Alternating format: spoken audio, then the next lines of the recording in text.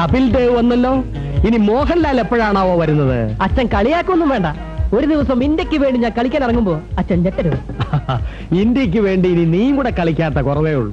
കളിച്ച് കളിച്ച് സമ്മാനമൊക്കെ വാരി കൂട്ടിയിട്ട് ഇന്ത്യ എന്ത് കേടാനാ? സ്പോർട്സ് കോട്ടയിൽ ജോലിക്ക് അപേക്ഷിച്ചിട്ടുണ്ടോടാ ഇന്ത്യ? സ്പോർട്സ് എന്ന് കേൾക്കുമ്പോ അച്ഛനും അമ്മയ്ക്ക് എന്താ ഇത്ര അലർജി? മനുഷ്യനായ ശകലം സ്പോർട്സ്മാൻ സ്പിരിറ്റ് ഒക്കെ വേണം.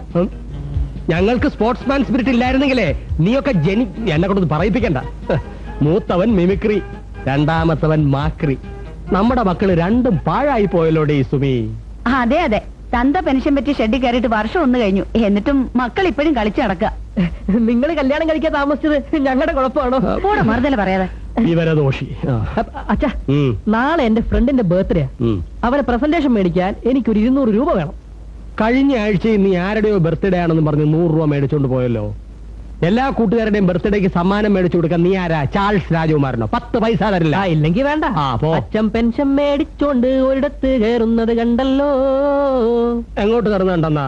തമ്പിയുടെ ഓഫീസിലായിരിക്കും അല്ലേ? അല്ല, പടം കാണുവാൻ അച്ഛനും മങ്കിലും കയറിയേ. സന്തോഷേ, കാശ് തരാം, സത്യമായിട്ട് അച്ഛൻ തരാം. അച്ഛൻ പേടിക്കണ്ട കേട്ടോ. സിനിമ കണ്ട കാര്യം ഞാൻ പറയത്തില്ല. ഞങ്ങള് സിനിമയ്ക്ക് കയറുന്നത് മക്കൾ എങ്ങനെ കണ്ടു? അച്ഛന്റെ തൊട്ടുപിറയിലത്തെ സീറ്റിൽ ഞാനും ഉണ്ടായിരുന്നു.